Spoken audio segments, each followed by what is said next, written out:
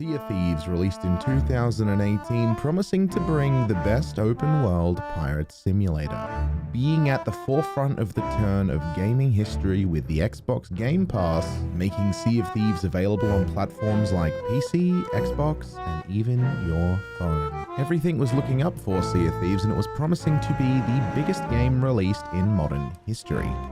However, the initial release of Sea of Thieves seen a ton of problems, starting originally with some Game Pass users not being able to get into the game at all or even play it, leading to people like myself having to go down to buy a physical disc of Sea of Thieves for the game to run. Although this issue was quickly fixed within the first 24 hours, players found they weren't able to really do anything in Sea of Thieves. Upon release, the game was very bare bones. It had 3 of the original factions known as Gold Hoarders, Order of Souls, and Merchant Alliance, with an occasional fortress that would pop up every 45 minutes, or a kraken if you're extremely lucky. Now, it's safe to say on paper that sounds like a lot, but in actuality, players found themselves running out of things to do within the first week, leading to a ton of not so positive reviews that put Sea of Thieves and Xbox in a really weird state. However, the team already had a plan for this and quickly resolved that with the release of frequent content updates such as the Hungering Deep and the more known Anniversary Update. The release of frequent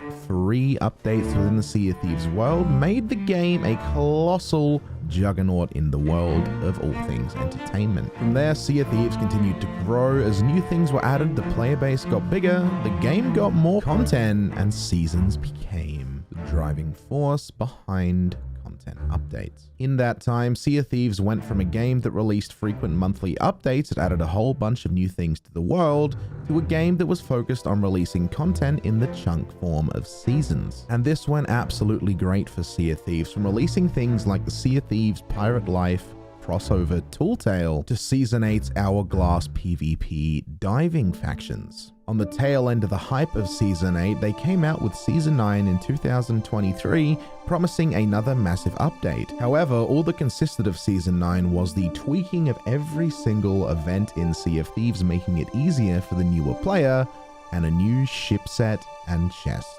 That alone wasn't too bad, but what followed was frequent delays to Season 10. Originally, Rare silently moved back the release date in the Sea of Thieves event menu without telling anyone, and later did it again, making Sea of Thieves Season 9 the longest season in history, and telling us that we have to wait until October for new content. Since Season 9 originally released on the 16th of March 2023, it meant we had to wait over half a year for new content to hit the seas. This of course hurt the game in a drastic state. With the added announcement of pushing back the season until October, this enhanced the amount of people leaving the seas and forgetting about it altogether. To date, it has been the longest gap without content in Sea of Thieves history. And that unfortunately has left Sea of Thieves with a serious dilemma. Although many frequent players of Sea of Thieves like myself will hold a dear spot in our hearts for the amazing experiences and joy this game has given us, it almost feels like we're left at a crossroads. There has been a substantial amount of hype behind Season 10, meaning that things will need to go smoothly. With these delays, if Sea of Thieves Season 10 does not bring out one of the biggest updates known to date, if not even the biggest, it's safe to say that unfortunately it may be the hypothetical nail in the coffin for Sea of Thieves. And this dilemma has been echoed across the Sea of Thieves audience with declining numbers across platforms like Twitch, Steam sales, and Game Pass users. Now look, it's not all bad. If Sea of Thieves released Season 10 and it is as good as we're all expecting it to be, then it's hard to say Sea of Thieves will not solidify itself as one of the greatest games of the modern generation. It was already on an upward spiral, and although there is a small hindrance in the road, the release of a strong Season 10 will solidify its status in all-time gaming history. Although Rare and Sea of Thieves specifically have a history of impressing and bringing amazing content to the world, it does indeed pose the question, would this be it for Sea of Thieves?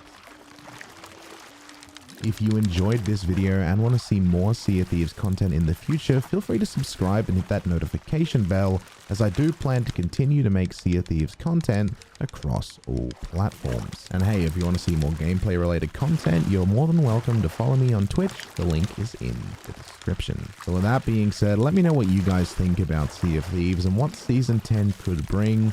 And hopefully you all have a good day, night, evening, or afternoon, whatever it is, wherever you are around the world. Thanks for watching.